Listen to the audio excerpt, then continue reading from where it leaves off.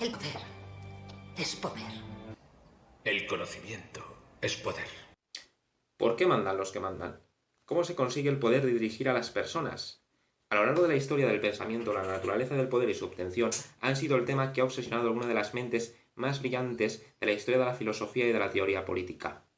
Y es que comprender cómo se alcanza el poder y en qué consiste este tiene una importancia capital para aquellos interesados en los asuntos políticos, ya sea desde una perspectiva teórica o práctica, pues si se logra entender cómo funcionan los resortes que dan poder, se puede lograr este mismo. Es por ello que el tema del poder ha obsesionado a los hombres y las mujeres durante tanto tiempo, y aún hoy es uno de los temas más populares a la hora de construir argumentos para series de televisión de gran popularidad o películas que han marcado la historia del séptimo arte. Para bien o para mal, el poder existe, y es por ello que se debe prestar atención al mismo, y así la cantidad de ficciones existentes lo abordan desde los más diversos puntos de vista. No obstante, la gran cantidad de productos televisivos y cinematográficos que abordan el tema, seguimos sin ser capaces de responder a la pregunta inicial: ¿cómo se logra el poder? Soy José Francisco Gómez y hoy en Malditos Culturetas hablaremos sobre la noción de hegemonía cultural en el pensamiento de Antonio Gramsci.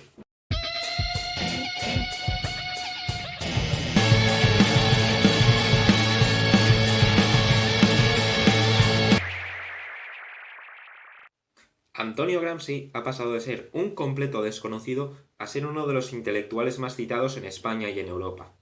Antes solo conocido en el ámbito académico, hoy podemos oír hablar de él tanto en tertulias televisivas como en mítines de partidos políticos de muy diferente signo.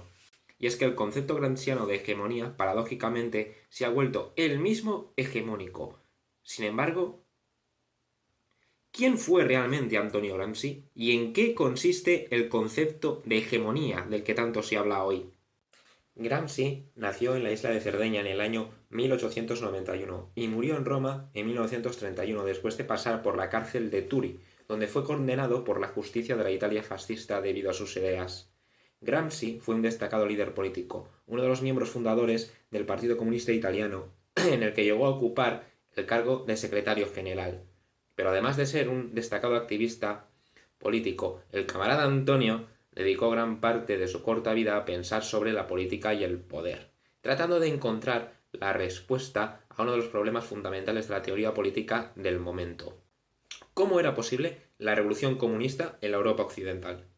Para gran parte de los teóricos y activistas políticos del momento, esta era su principal preocupación, pues el triunfo de la Revolución de Octubre de 1917 frente a la Rusia zarista y el fracaso de los intentos revolucionarios de la Liga Espartaquista en Alemania y otras intentonas similares suponía toda una incógnita desde los marcos del pensamiento de la ortodoxia marxista.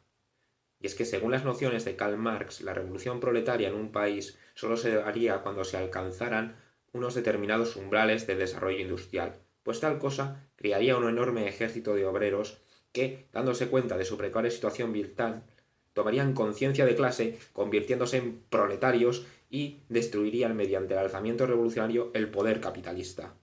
No obstante, la Rusia zarista no era un país que cumpliera ese requisito de industrialización profunda.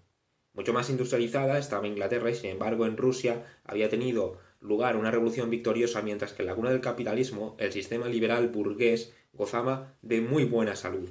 Gramsci acuñó su concepto de hegemonía precisamente para responder a esta aparente aporía. Para el camarada Antonio, la diferencia entre la Rusia zarista y la Europa occidental se debía a que en Europa, a pesar de que se daban las condiciones materiales para la revolución, las condiciones culturales no eran aún las idóneas para ello, cosa que sí había pasado en Rusia. Esto era así porque, según Gramsci, en Occidente la gente seguía creyendo que el sistema liberal burgués y sus promesas, cosa que la miseria creada por la Primera Guerra Mundial había dejado de suceder en la Rusia de Nicolás II. Para el camarada Antonio, la clave del poder no está, por tanto, en la fuerza bruta que se pueda aplicar sobre la gente, sino en la muy sutil capacidad de convencer de la veracidad de un relato sobre la realidad y cómo ésta debe ser a aquellos a los que se pretende gobernar. Así, cuando una ideología cualquiera, el liberalismo, por ejemplo, y sus postulados básicos, la ausencia de intervención por parte del Estado en el mercado, son aceptados por la inmensa mayoría de las gentes, entonces esa ideología pasa a ocupar la hegemonía cultural. Es decir, la gente acepta que ese es el modo en que debe regirse la sociedad y las relaciones entre las personas. En estas circunstancias en que la gente acepta los postulados de esa ideología es cuando hay una hegemonía clara. El cambio del sistema político por medio de la revolución o de cualquier otra forma de proceder es entonces para Antonio Gramsci imposible. ¡Tonto, estúpido! ¡Cállate! Pues las gentes consideran que el hegemónico es el mejor modo de vivir posible y no están entonces interesadas en ensayar ninguna otra forma de regirse. Por el contrario, cuando la hegemonía se rompe, la gente deja de creer en esa ideología como la única posible o la mejor, y entonces se puede dar ese cambio de régimen político, ese cambio de paradigma que es la revolución. Eso es lo que, según el camarada Antonio, había pasado en la Rusia zarista. La guerra y su elevado coste había acabado con la hegemonía del sistema del zar, algo que no había pasado aún en la Europa occidental, y por ello los partidos comunistas europeos no habían conocido hasta entonces el éxito en sus intentonas de lograr hacer la revolución. Por tanto, hegemónica es aquella creencia política que goza de la aceptación de la gente que vive bajo esa creencia, bajo las reglas que prescribe esa ideología. En tales circunstancias se aceptan los conceptos de esa ideología política, el modo en que se entiende que debe funcionar la sociedad, con independencia de las consecuencias terribles que ese modo de vida cause.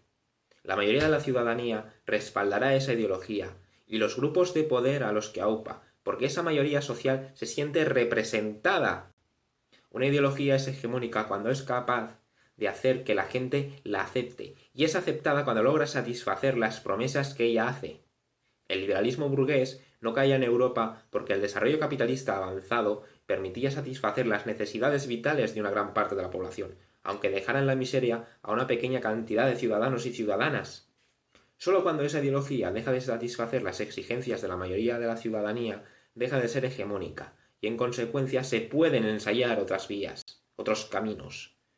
Tales casos se dan en situaciones de crisis económicas, políticas o sociales, y esos momentos se constituyen en momentos potenciales de cambios.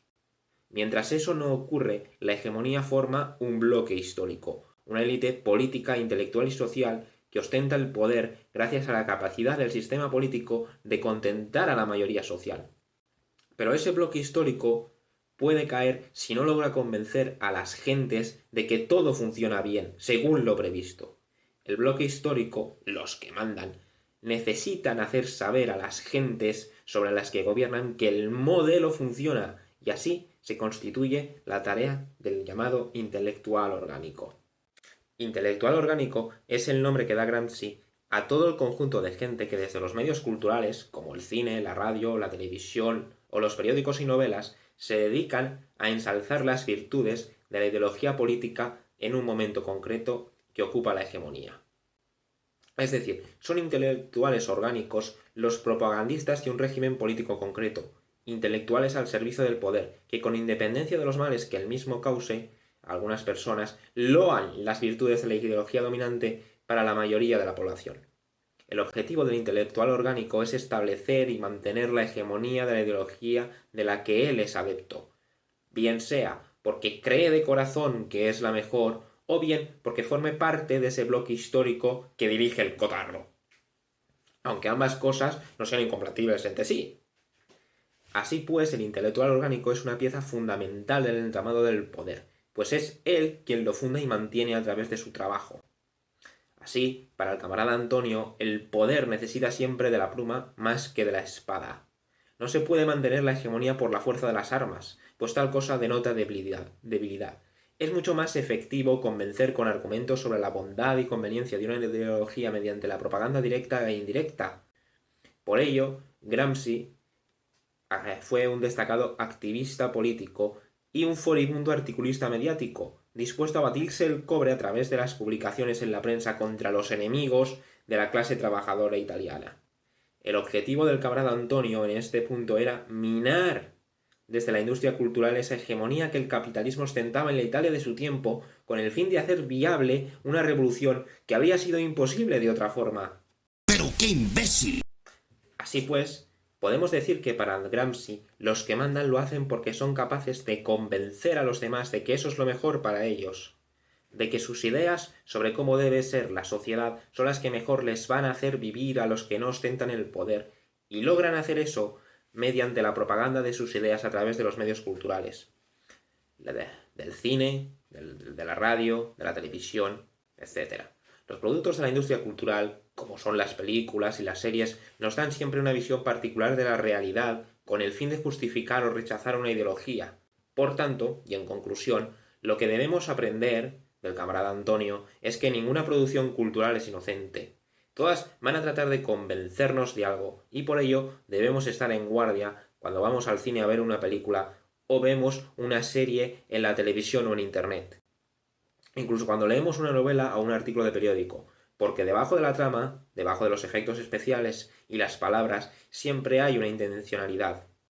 Vendernos algo, ya sea una ideología o un producto comercial, o incluso ambas cosas a la vez. Cuando estudiaba el grado de filosofía, tenía un profesor que cuando leíamos un texto de algún filósofo, de un escritor o escritora, siempre nos decía que la pregunta principal que debíamos tratar de responder era la de ¿y ese para qué cui? Es decir, ese para quién trabaja.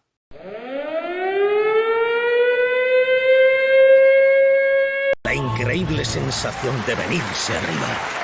Y es que si queremos formarnos una verdadera opinión propia, esta de mi profesor debería ser la gran pregunta que nos hiciéramos siempre. De lo contrario, aquellos que mandan siempre mandarán. Y es que todo poder que no hagamos nosotros será hecho contra nosotros. Y hasta aquí llega el vídeo de hoy. Espero que os haya servido para aprender algo, aparte de para entreteneros. Si ha sido así, no olvides dejar tu like y, si no lo estás, suscríbete para estar al día de nuestro próximo contenido. También se agradece que dejes un comentario por si quieres formular cualquier pregunta o tienes cualquier sugerencia que hacer para futuros vídeos. Un saludo y hasta el próximo vídeo.